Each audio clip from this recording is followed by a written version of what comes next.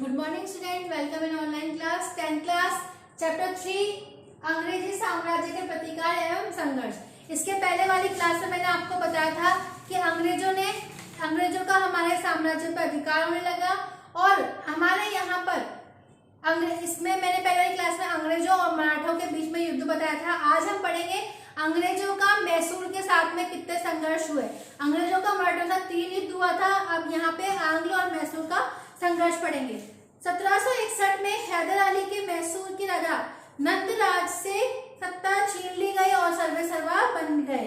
हैदर अली ने मैसूर की राजा नंदराज को हरा दिया और उनकी सत्ता को अपने अधीन कर लिया। 1761 ईस्वी को मैसूर की राजा की मृत्यु के बाद उनके शासक घोषित कर दिया गया। अंग्रेजों ने साम्राज्यवादी महत्वाकांक्षा में हैदर अली खटकने लगा। अतः अंग्रेजों ने मराठों और निजामों के साथ मिलकर हैदर अली के विरुद्ध संगठन बनाया, लेकिन हैदर अली ने कूटनीति से मराठों को युद्ध में तटस्थ कर दिया और निजाम को प्रादेशिक लोभ देकर अपनी ओर मिला लिया। कि अब है यहाँ पे कि द्वितीय आंग्ल और मैसूर का संघर्ष कि किस तरह से कि अंग्रेज प्रथम संघर्ष हार कर बदला लेने चाहते थे, क्योंकि अंग्रेजों और मैसूर का जो प्रथम युद्ध था उसमें अंग्रेज हार गए थे, तो वो उसका बदला लेना चाहते थे। तो अंग्रेज हार का बदला लेना चाहते थे। हैदर अली अंग्रेजों के गुठ्ठुर पर अधिकार से नाराज था। अतः हैदर अली ने निजाम और वो मराठों के साथ मिलकर अंग्रेजों के विरुद्ध युद्ध किया और जुलाई 1780 में युद्ध प्रारंभ हो गया। हैदर अली को सफलता मिली रही थी, लेकिन 7 दिसंबर 1782 को हैदर की मृत्यु हो गई और कार्यभार उसके पुत्र टीपू सुल्तान पर आ गया। टीपू ने 1 वर्ष तक युद्ध जारी रखा, लेकिन दोनों पक्षों ने युद्ध से परेशान होकर 11 मार्च 1784 ईस्वी को मंगलोर की संधि कर ली और एक दूसरे के वे प्रदेश वापस कर दिए गए। फिर तीसरा वापस युद्ध हुआ अंग्रेजों और मैसूर के मध्य। कि तृतीय आंग्ल मैसूर संघर्ष का कारण अंग्रेज मैसूर का प्रभाव समाप्त करना चाहते थे और दूसरी ओर टीपू मालाबार की सुरक्षा हेतु कोचीन में स्थित डच दुर्ग काकनूर और आईकोट को खरीदना चाहता था, लेकिन अंग्रेज समर्पित और ट्रावनकोर के राजा ने उन्हें खरीदकर टापू को नाराज कर दिया।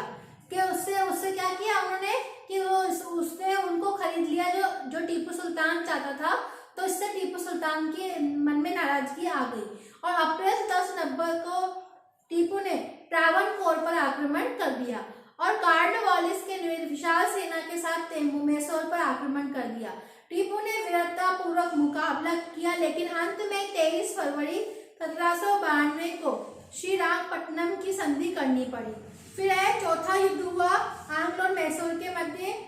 1798 ईस्वी में ईस्ट इंडिया कंपनी का गवर्नर बन लॉर्ड वेलेस्ली भारत आया। वेलेस्ली एक साम्राज्यवादी गवर्नर जनरल था। उसने निश्चय किया कि टीपू को पूर्णतः समाप्त कर दिया जाए अथवा उसे अपने अधीन कर लिया जाए। इस उद्देश्य की पूर्ति के लिए वेलेस्ली ने सहायक संधि करने का सहारा दिया और टीपू सुल्तान ने सहायक संधि को अस्वीकार कर दिया और टीपू के विरुद्ध अभियान प्रारंभ कर दिया गया। 4 मई को रंगपट्टनम का दुर्ग जीत लिया गया और मैसूर की सुंदरता समाप्त हो गई। टीपू संघर्ष करता करता मर गया और टीपू सुल्तान का सारा साम्राज्य अंग्रेजों के अधीन आ गया।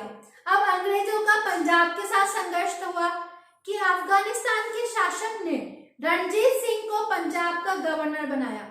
कि अफगानिस्तान जो शासक था उसने पंजाब का गवर्नर रणजीत सिंह को बनाया।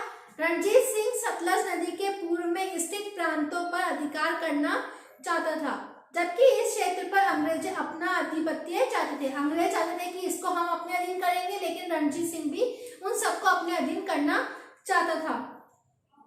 फरवरी 809 ईस्वी में अख्तर लोनी ने सतलज के पूर्वी प्रदेशों पर अंग्रेजी नियंत्रण की घोषणा कर दी और कहा कि लाहौर की ओर से कोई आक्रमण हुआ तो उसे सैनिक बल से रोका जाएगा।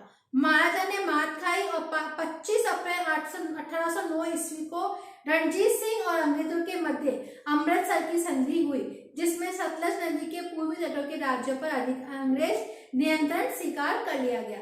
अब है कि अंग्रेजों का अंग्रेज और सिखों का युद्ध किस तरह से हुआ, कि अंग्रेजों की साम्राज्यवादी महत्वाकांक्षा तथा अंग्रेजों की फूट डालो और राज करो की नीति प्रथम अंग्रेज सिख संघर्ष का कारण रही।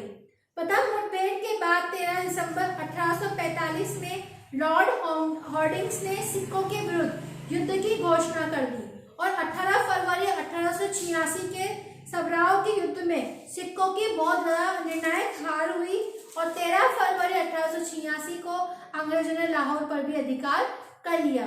1 मार्च 1846 को लाहौर की संधि हुई जिसमें जालंधर दोआब अंग्रेजी राज्य में मिला लिया गया और 1 करोड़ 50 लाख की राशि युद्ध क्षति के रूप में सिखों को अंग्रेजों को देनी थी। सिख सेना की संख्या सीमित कर दी गई और हॉर्डिंग पंजाब प्रशासन पर दलीप सिंह के वयस्क होने का अधिकार रखना चाहता था, लेकिन बोरावाल की एक पूर्व संधि की जिसमें अंग्रेज पंजाब के एक बड़े भूभाग के स्वामी बन गए। और अब है कि दूसरा वापस अंग्रेजों और सिखों के मध्य युद्ध या विलय हुआ उनमें, कि द्वितीय आंग्ल सिख संघर्ष का कारण 1847 से 48 में अंग्रेजों के द्वारा पंजाब में सारे ऐसे सुधार करना जो सिख विरोधी थे, कि जो सिख ऐसा सुधार लाना थे जो सारे सिखों के विरोध में थे। फौज से मुक्त किए गए सैनिकों का असंतोष था, रानी जिंदा के अधिकारों को छीना जाना और उनके बदला लेने की चाहत थी। रेजिडेंट का अत्यधिक आंतरिक हस्तक्षेप, डलहौजी की पंजाब का अंग्रेजी शासन की चाहत ने द्वितीय आंग्ल सिख संघर्ष अनिवार्य कर दिया गया।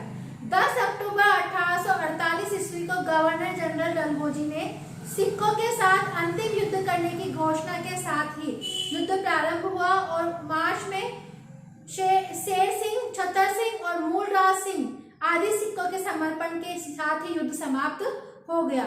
डलहौजी ने 29 मार्च 1879 को घोषणा कर दी कि पंजाब को ब्रिटिश भारत में विलय कर दिया। इसी घोषणा के साथ पंजाब के स्वतंत्र राज्य का अस्तित्व समाप्त हो गया।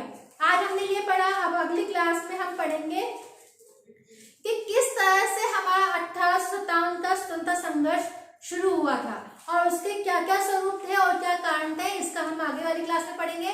यहाँ तक आप सबको समझ में आ गया होगा। Thank you, have a nice day.